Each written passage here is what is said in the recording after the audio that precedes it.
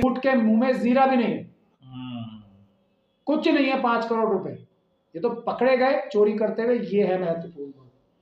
अमित, अभी एक हमारे जर्नलिस्ट हैं अशोक वानखेड़े साहब, उन्होंने तो अभी, मैं उनका 1 दिन पहले 2 दिन पहले इंटरव्यू देख रहा था, उन्होंने बताया 3400 करोड़। और वो क्या बोल रहे थे, तब लोगों ने उनकी बात को सीरियसली शायद उतना नहीं लिया होगा, आज तो सबूत आ गया। 3400 करोड़ गुजरात से इसमें कंटेनर में भर के आए, मतलब कंटेनर भर भर के।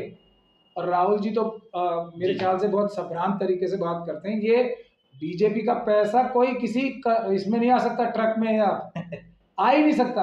आप क्या बात कर रहे हैं राहुल जी, इनके लिए तो प्लेन लोड्स, बड़े बड़े जहाज चाहिए, कंटेनर भर भर के आते हैं।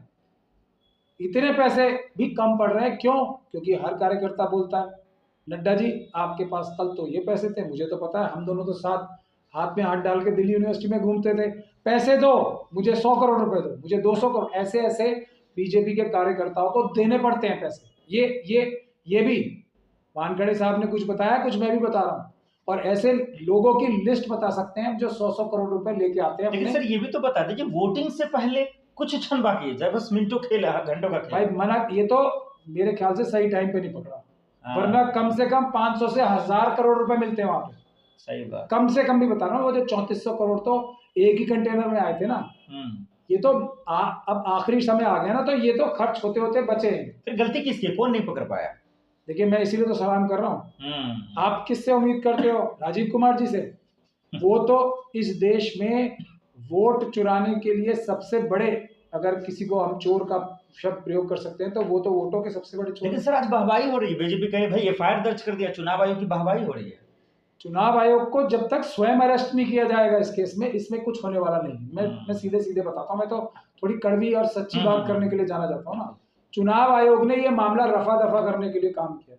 अगर चुनाव आयोग सच्चा है तो अभी उन्हें सीबीआई को डायरेक्ट करना चाहिए, एनआईए को आज की तारीख में डायरेक्ट करना चाहिए, अभी के एकदम क्रैक टीम्स बने। सही बात।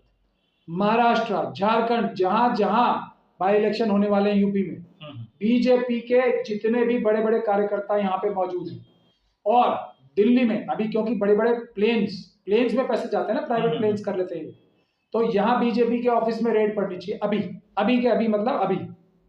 अब तो हटाने शुरू कर दिए होंगे, मेरे इंटरव्यू आते ही हटाने शुरू हो जाएंगे। जो बीजेपी का सेंट्रल हेडक्वार्टर है यहाँ पे, जो महाराष्ट्र, मुंबई के जितने ऑफिस हैं, जितने झारखंड में ऑफिस हैं, वहां अभी के अभी रातों रात रेड हो।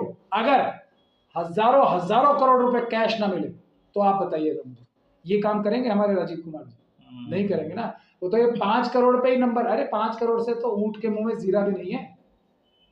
100 करोड़ एक एक कॉन्स्टिट्यूंसी में दे रहे हैं। वो जो वानखेड़े साहब थे क्या बता रहे थे, 10-10 हजार रुपए वोट, मतलब ये पैसा तो छप के आ रहा है ना, ये तो लूट का पैसा है, जितना देंगे उससे ज्यादा ले लेंगे। तो ये वोट खरीदने के लिए या विधायकों को खरीदने के लिए या सत्ता में आने के लिए, किस लिए इतना पैसा? ये तो अपने कार्यकर्ताओं को देने के लिए। जो ये कह रहे हैं ना कि हम भी वोट नहीं देंगे तुम्हें, ये तो उनको देने के लिए हैं, जो इनके अपने कार्डर्स के लोग हैं, जो कार्यकर्ता हैं इनके, जो इनके पास जो 5 से लेके 7-8% तक का जो वोट है ना, ये उसको पैसे दे रहे हैं, अपने पन्ना प्रमुखों को दे रहे हैं। ये समझो आप। सही बात। और किस लिए दे रहे हैं?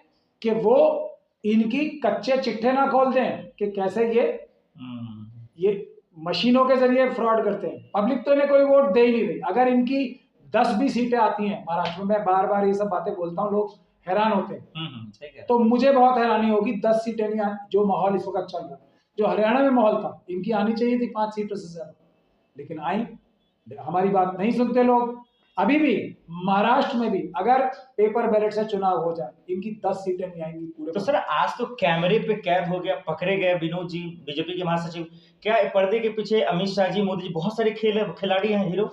आप मुझे ये बताइए, विनोद तावड़े जी क्या चीफ मिनिस्टर बनने वाले हैं वहां पे? नहीं बनने वाले ना। बिल्कुल। विनोद तावड़े जी का स्टेक क्या है, वो वहां पे है कौन?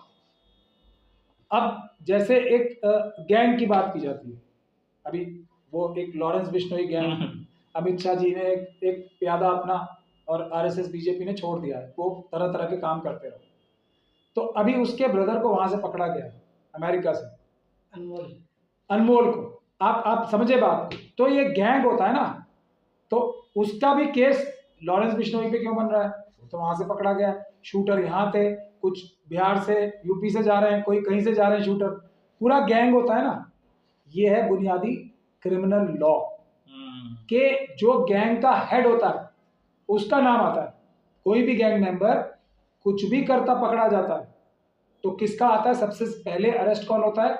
जैसे लॉरेंस बिश्नोई तो वहां जेल में बैठा है, करेक्ट, और बाबा सिद्दीकी के मर्डर में नाम किसका आ रहा है सबसे पहले? लॉरेंस बिश्नोई। तो ये तावड़े साहब तो बेचारे वहां पकड़े गए, नाम किसका आना चाहिए? अमित शाह जी का, मोदी जी का, मोहन भागवत जी का और नड्डा जी का। उनका नाम कहाँ है? ये काम राजीव कुमार जी जो हमारे इलेक्शन कमिश्नर हैं, ये मुंह पे नाम लाके दिखा दें चारों पांचों। मैंने आपको लॉजिकल बात बताई है, तथ्यात्मक बात बताई है और एग्जाम्पल दे के बताइए लॉरेंस बिश्नोई का। लॉरेंस बिश्नोई ने तो गोली नहीं मारी ना, वो तो जेल में थे। सही बात। तो ये पैसा अमित शाह जी ने अरेंज कराया, ये पैसा मोदी जी ने अरेंज कराया, ये मोहन भागवत जी ने अरेंज कराया, ये नड्डा जी ने अरेंज कराया। ये कानूनी प्रिजम्पशन आती है तो आरएसएस और बीजेपी के सभी बड़े कार्यकर्ताओं को इस वक्त रिमांड पे लेके उनसे पूछा जा रहा होना चाहिए था, अगर ईमानदारी से इसमें इन्वेस्टिगेशन होगी।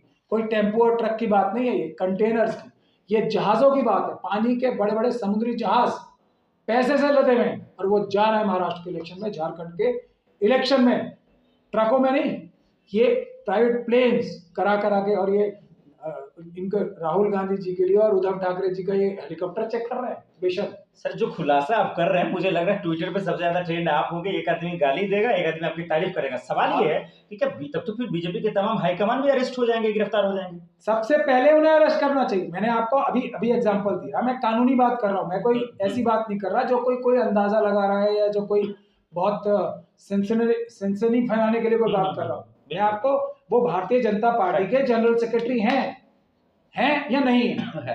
जनरल सेक्रेटरी सबसे महत्वपूर्ण पद होता है किसी भी पार्टी में, होता है नहीं होता? तो लेकिन क्या जो गैंग मेंबर हैं, जो उनके पार्टी के हेड हैं, उनकी बिल्कुल छानबीन नहीं होनी चाहिए। अभी तो रिकवरी का टाइम है।